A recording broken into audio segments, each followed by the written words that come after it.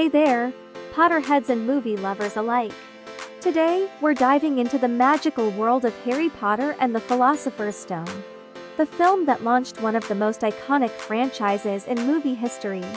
Released in 2001, The Philosopher's Stone introduced us to the wizarding world full of spells, mysteries, and unforgettable characters. But before we talk about the film, did you know? The original book was written by J.K. Rowling in 1997, and it became an instant hit.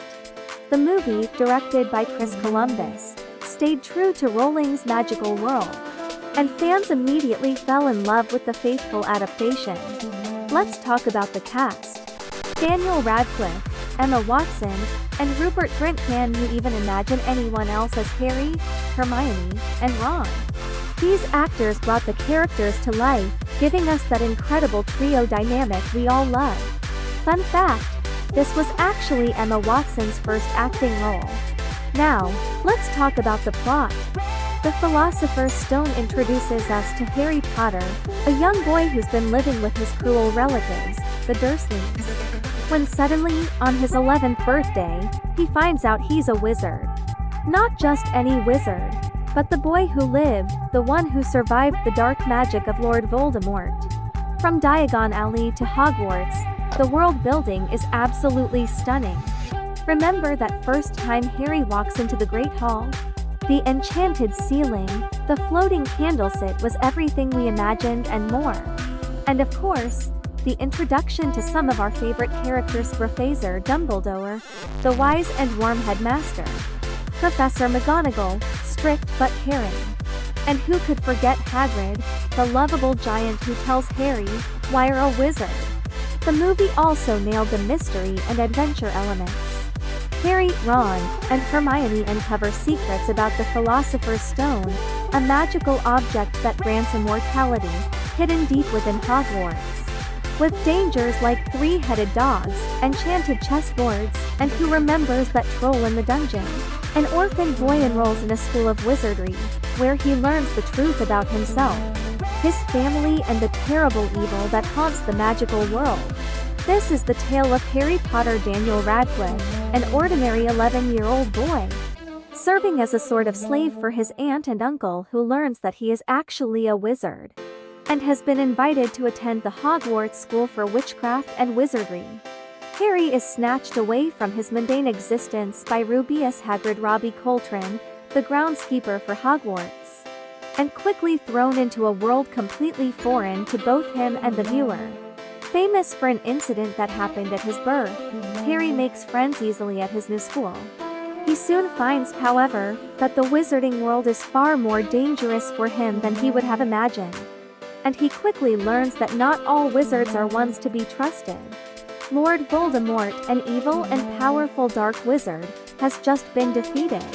When he tried to kill a 1-year-old boy, Harry Potter, Daniel Radcliffe, the killing curse rebounded upon him, destroying his body. Harry is left an orphan with a lightning bolt scar on his forehead, Voldemort having killed his parents, Lily and James Potter.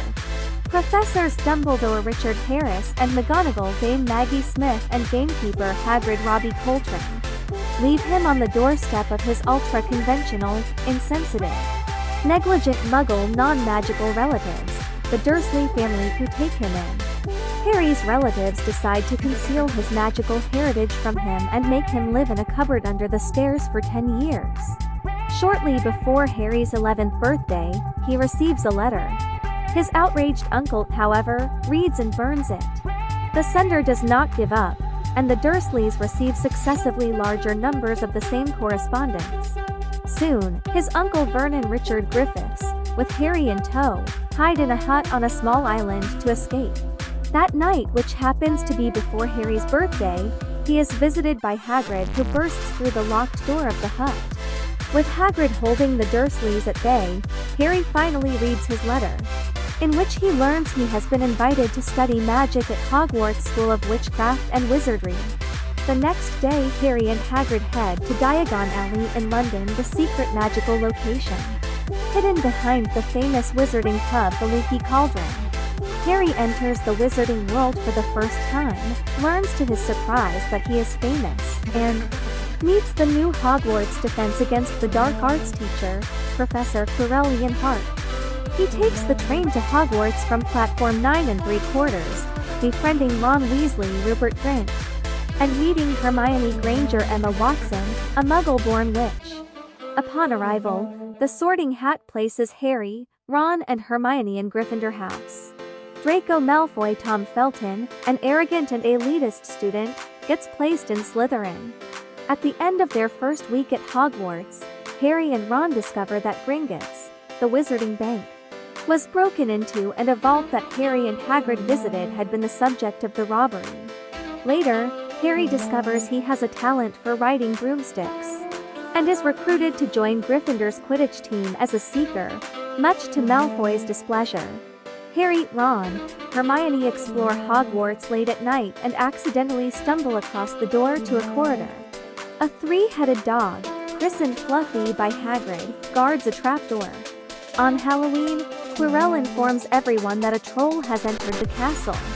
Harry and Ron fight the troll to save Hermione, who is trapped in the girls' bathroom, and the three become best friends. At Harry's first Quidditch match, Harry's broom becomes possessed, nearly knocking him off. Hermione sees Professor Severus Snape Alan Rickman, the sinister potions master and head of Slytherin House, staring at Harry and mouthing words, making her believe that Snape has caused the broom to misbehave with a dark curse. Hoping to save Harry, Hermione sets Snape's robes on fire, distracting him and others and allowing Harry to survive. At Christmas, Harry receives an invisibility cloak, once belonging to his father, which renders its wearer invisible. Harry uses it to explore the restricted section in the library to research information on Nicholas Flamel, a name Hagrid lets slip when confronted about his knowledge of Fluffy. Eventually, Harry learns that Nicholas Flamel is the only known maker of the Sorcerer's Stone, which produces the elixir of life which will make the drinker immortal. Harry sees Snape trying to get information from Quirrell about getting past Fluffy. Quirrell says he does not know what he's talking about. Harry, Ron, and Hermione are sure that Snape is trying to steal the Philosopher's Stone in order to restore Lord Voldemort to power. While at Hagrid's hut, the trio discover a dragon egg Hagrid was nursing in a fire.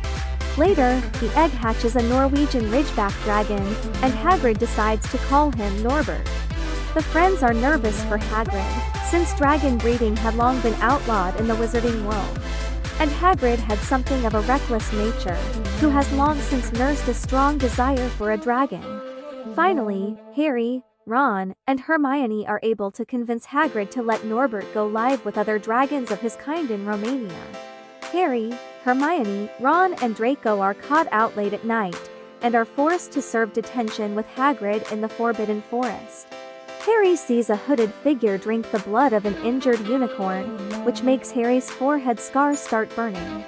Firenze, a centaur, tells Harry that it is a monstrous thing to slay a unicorn, let alone drink its blood. He also tells Harry that unicorn blood will keep one alive, and that the hooded figure is in fact Voldemort.